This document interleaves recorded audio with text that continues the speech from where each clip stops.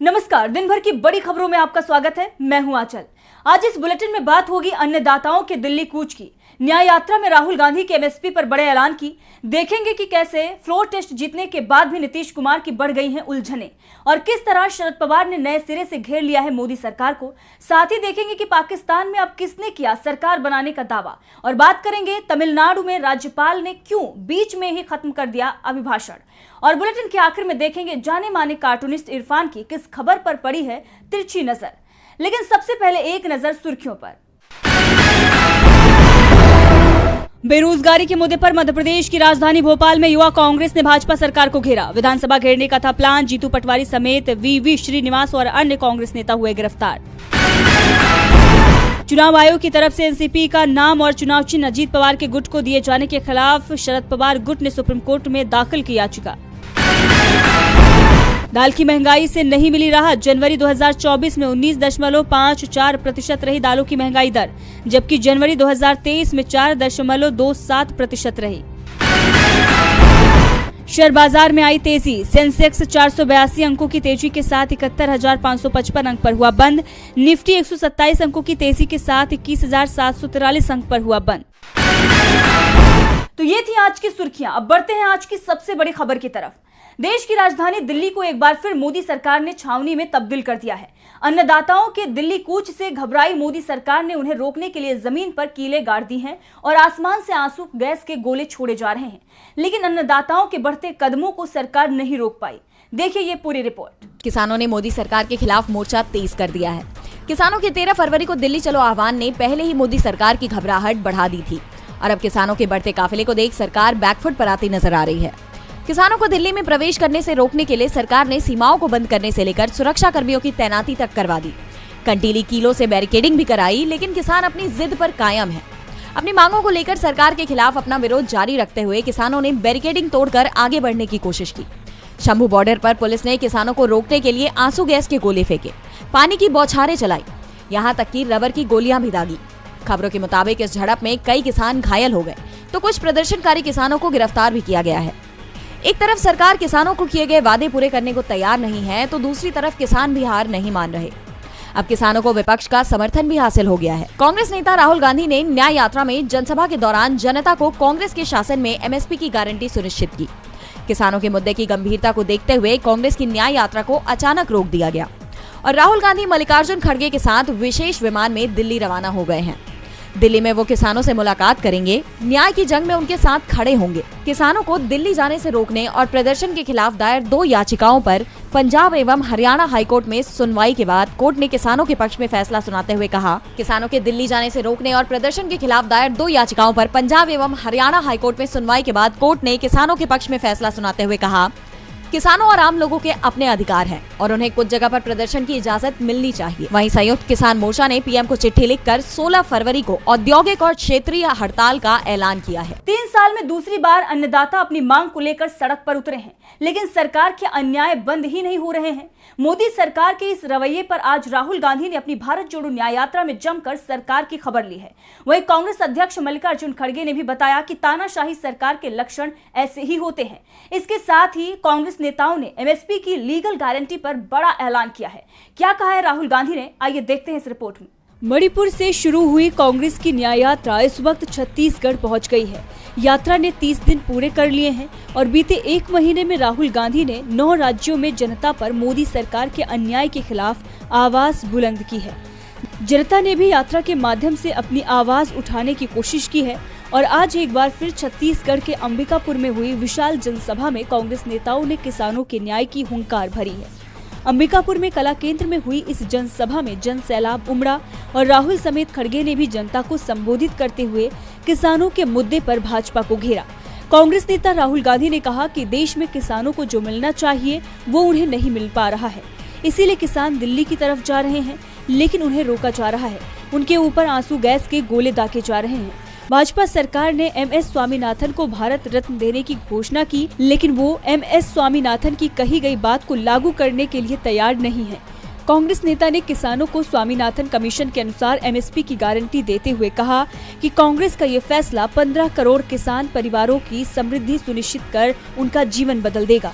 न्याय के पथ पर ये कांग्रेस की पहली गारंटी है। वहीं कांग्रेस अध्यक्ष मल्लिकार्जुन खड़गे ने अपने संबोधन में मोदी को झूठों का सरदार बताते हुए मोदी की गारंटी को झूठा बताया। एमएसपी लागू करने की कांग्रेस की लीगल गारंटी भी दी। इसके साथ ही खड़गे ने पीएम मोदी को लोकतंत्र को न मानने वाला तानाशाह बताया। राहुल गांधी अपने पुराने तेवर के साथ मोदी सरकार को घेरने में लगे हैं। वहीं बिहार विधानसभा में अब पुराने अंदाज देखने को नहीं मिल रहे हैं। नीतीश कुमार अब बीजेपी के साथ सरकार में हैं। कल फ्लोर टेस्ट में सरकार पास भी हो गई और आज नई सरकार ने अपना बजट भी पेश कर दिया। लेकिन इन सब के बीच नीतीश कुमार और बीजेपी के बीच विश्वास और तालमेल की कमी उजागर हो रही है, जबकि कांग्रेस और आरजेडी मजबूती के साथ एकजुट नजर आ रही है। क्या नीतीश इस कार्यकाल के बाद फिर से सत्ता में लौट पाएंगे? ये सवाल अब सियासी गलियारों में उठने लगा है। क्या है बिहार का हाल, देखिए इस रिपोर्ट में। 28 जनवरी को नीतीश कुमार तेजस्वी यादव को धोखा देकर एनडीए में शामिल हो गए थे, पर इस बार ये उनके लिए कितना मुश्किल हो गया था, ये विधानसभा में अविश्वास प्रस्ताव के समय उनके चेहरे पर साफ दिखाई दे रहा था। फिलहाल किसी तरह कुर्सी तो बच गई और आज नीतीश सरकार में वित्त मंत्री और उप मुख्यमंत्री सम्राट चौधरी ने बजट भी पेश कर दिया। लेकिन बिहार विधानसभा के माहौल में साफ नजर आ गया कि बीजेपी और जेडीयू के अंदर सब कुछ ठीक नहीं चल रहा है। दोनों सत्तारूढ़ दलों के विधायकों में जबरदस्त असंतोष दिखाई दिया, जबकि कांग्रेस और आरजेडी के विधायक अपने नेतृत्व के साथ दिखे और इस तरह अविश्वास प्रस्ताव ने बता दिया कि नीतीश कुमार और बीजेपी के लिए आने वाले लोकसभा चुनावों में रास्ता इतना आसान नहीं है जितना एनडीए गठबंधन समझ रहा है। दरअसल बीजेपी और जेडीयू के विधायक अविश्वास प्रस्ताव पर सरकार के साथ नजर नहीं आ रहे थे। सिर्फ यही नहीं, नीतीश कुमार ने अपनी कुर्सी बचाने के लिए अपने विधायकों को डिटेन भी करवाना पड़ा, जबकि बीजेपी के भी 3 विधायकों को बड़ी मुश्किल से विधानसभा में लाया गया। वहीं कांग्रेस और आरजेडी के विधायकों में भगदड़ नहीं मची।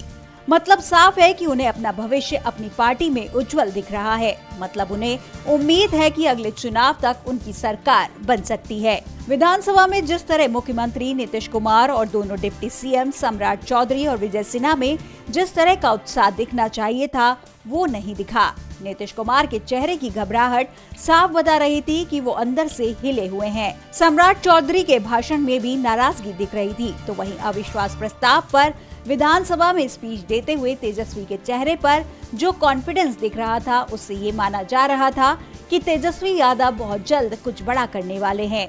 बिहार विधानसभा में इस वक्त जो हाल सरकार का दिख रहा है, उसे देखकर राजनीतिक पंडित अनुमान लगा रहे हैं कि अब अगले चुनाव में बीजेपी और नीतीश के लिए आरजेडी मुश्किल खड़ी कर सकती है। बिहार में कल तेजस्वी यादव ने शानदार भाषण के साथ नीतीश कुमार के पलटने की पोल खोल दी।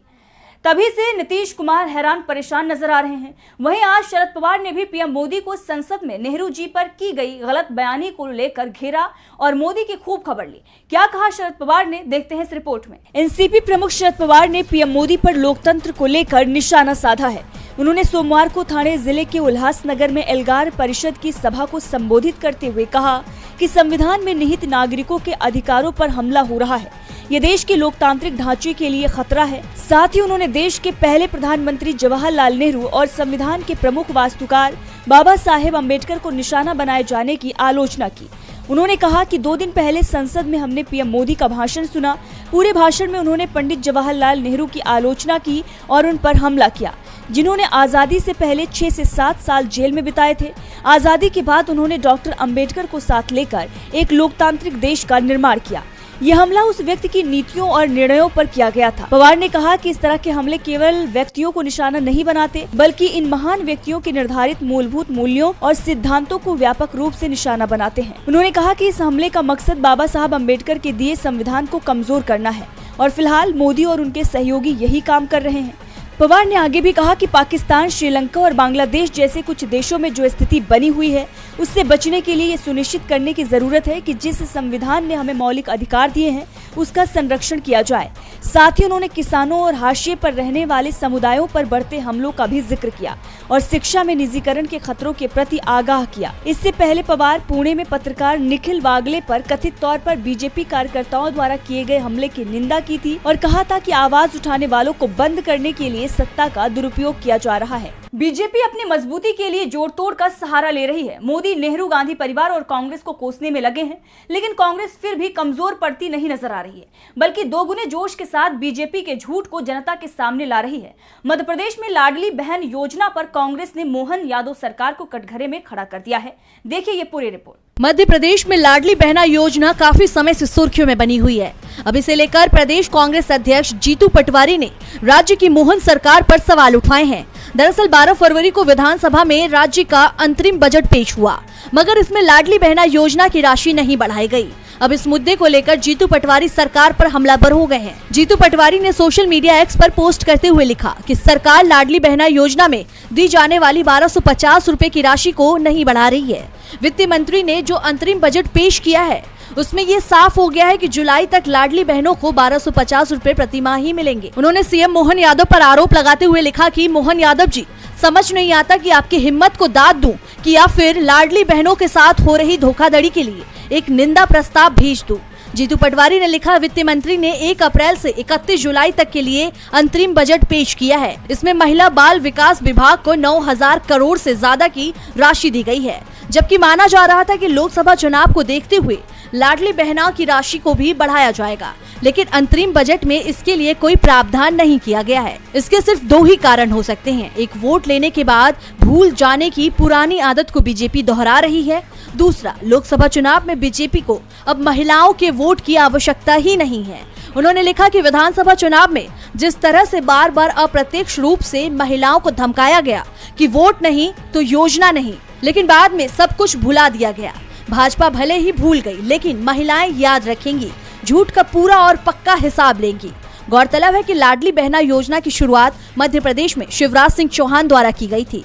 इस योजना के जरिए हर महीने महिलाओं के खाते में रुपए डाले जाते हैं। शिवराज सिंह चौहान ने योजना की राशि धीरे धीरे 1000 से बढ़ाकर 3000 तक करने का ऐलान किया था। हालांकि अब 1250 रुपए प्रति माह दिए जाते हैं। बजट में इस राशि को बढ़ाने की उम्मीद की जा रही थी, लेकिन अंतरिम बजट में इसे लेकर कोई प्रावधान नहीं किया गया। आम चुनाव से पहले देश में सियासी हलचल मची है, वहीं पाकिस्तान में चुनाव के बाद भी हलचल शांत नहीं हो पा रही है। अब तक नवाज शरीफ और बिलावल भुट्टो की पार्टियां सरकार बनाने के दावे कर रही थी। अब इसमें इमरान खान की पार्टी ने भी दावा ठोक दिया है। क्या है पूरा मामला, देखिए इस रिपोर्ट में। पाकिस्तान में इलेक्शन के 4 दिन हो चुके हैं, लेकिन अभी तक ये नहीं पता कि सरकार किसकी बनेगी। चुनाव से पहले अनुमान लगाया जा रहा है कि सेना के समर्थन से नवाज शरीफ को आसानी से सत्ता मिल जाएगी, लेकिन इमरान खान के समर्थन वाले निर्दलीय उम्मीदवार बड़ी संख्या में जीते हैं, जिन्होंने जनरल मुनीर का पूरा खेल बिगाड़ दिया है। खबरों के मुताबिक पाकिस्तान मुस्लिम लीग नवाज और पाकिस्तान पीपुल्स पार्टी ने सत्ता में आने के लिए फॉर्मूला तय कर लिया है, लेकिन इन सब के बीच जेल में बंद इमरान खान की पार्टी पीटीआई ने भी सरकार बनाने की कोशिशें तेज कर दी हैं। पार्टी ने कई विशेष समितियों का गठन किया है, जो केंद्र में पंजाब और खैबर पख्तूनख्वा राज्य में पीटीआई की सरकार बनाने की रणनीति बनाएंगी। दरअसल चुनाव नतीजों के बाद पीटीआई की कोर कमेटी की बैठक हुई, जिसमें सरकार और संसदीय पदों पर लोगों की नामांकन प्रक्रिया को जल्द पूरा करने पर सहमति बनी। वहीं पीटीआई चुनाव में धांधली का भी आरोप लगा रही है और इसे लेकर उसके नेताओं ने राष्ट्रपति आरिफ अलवी से मुलाकात की। पीटीआई का आरोप है कि चुनाव नतीजों की गिनती के दौरान वे एक समय 170 नेशनल असेंबली सीटों पर आगे चल रहे थे, लेकिन इसके बाद पीएमएलएन के पक्ष में चुनाव को मोड़ दिया गया। पीटीआई ने नवाज शरीफ की पार्टी पीएमएलएन और बिलावल भुट्टो जरदारी की पार्टी पीपीपी के साथ गठबंधन से इनकार कर दिया है। आपको बता दें कि पाकिस्तान आम चुनाव में पीटीआई समर्थित 101 निर्दलीय उम्मीदवार जीते हैं और पीटीआई सबसे बड़ी पार्टी बनकर उभरी है। पीटीआई ने बयान जारी कर बताया कि उनकी पार्टी को रोकने के लिए अनैतिक तरीके से पार्टी पर दबाव बनाने की कोशिश की गई, लेकिन देश की जनता ने इमरान खान पर विश्वास रखा और अपने वोटों से उन्हें देशभक्ति का सर्टिफिकेट दिया है। और इसके साथ ही इमरान की पार्टी ने ये भी साफ कर दिया है कि वो सरकार बनाने की दावेदारी बहुत जल्द पेश करेंगे। अब बात तमिलनाडु में राज्यपाल और सरकार के बीच बढ़े टकराव की। तमिलनाडु में विधानसभा सत्र में राज्यपाल आर.एन. रवि ने अपना अभिभाषण अधूरा ही छोड़ दिया। राजभवन का कहना है कि अभिभाषण में तथ्य गलत दिए हुए थे, इसीलिए राज्यपाल ने अभिभाषण बीच में ही खत्म कर दिया। राज्यपाल के इस रवैये से एक तरफ लोकतांत्रिक परंपरा में बदलाव आया, वहीं सरकार और राज्यपाल के बीच टकराव भी बढ़ गई है। तो क्या है पूरी खबर, देखिए इस रिपोर्ट में। विधानसभा सत्र की शुरुआत राज्यपाल के अभिभाषण से की जाने की परंपरा भारत की लोकतांत्रिक व्यवस्था में है। अपने अभिभाषण में राज्य सरकार की नीतियों, कार्य योजनाओं और उपलब्धियों का जिक्र राज्य के संवैधानिक प्रमुख राज्यपाल करते हैं, लेकिन तमिलनाडु में इस परंपरा का पालन नहीं हो रहा है।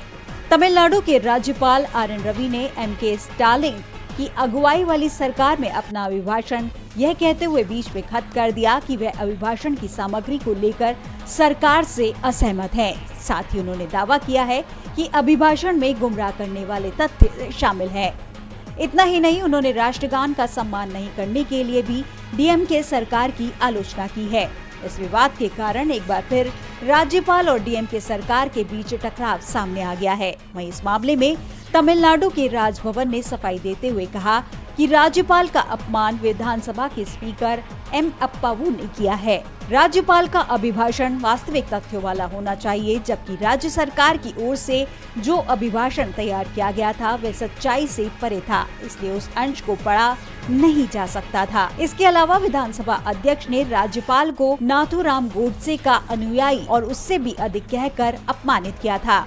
आपको बता दें कि राज्यपाल ने कहा है कि अभिभाषण में ऐसे कई संदेश हैं जिनसे वे तथ्यात्मक और नैतिक आधार पर स्पष्ट रूप से असहमत हैं। इसलिए ऐसे अभिभाषण को अपनी आवाज देना संविधान का मजाक उड़ाने के बराबर होगा। उन्होंने कहा, इसलिए मैं सदन में अपना अभिभाषण समाप्त करता हूं। मैं कामना करता हूं कि यह सदन लोगों की भलाई के लिए सार्थक और स्वस्थ चर्चा करे। और बुलेटिन के आखिर में देखते हैं जाने माने कार्टूनिस्ट इरफान की किस खबर पर पड़ी है तिरछी नजर।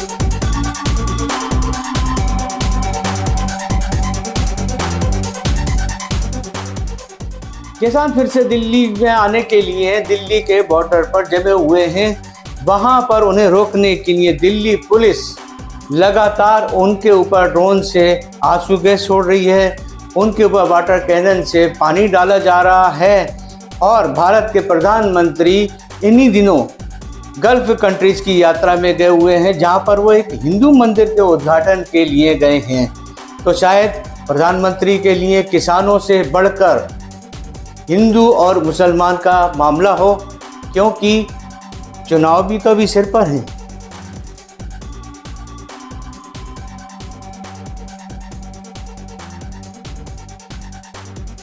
बहुत बहुत शुक्रिया इरफान जी। तो आज इस बुलेटिन में इतना ही। देखते रहिए डीवी लाइव। नमस्कार।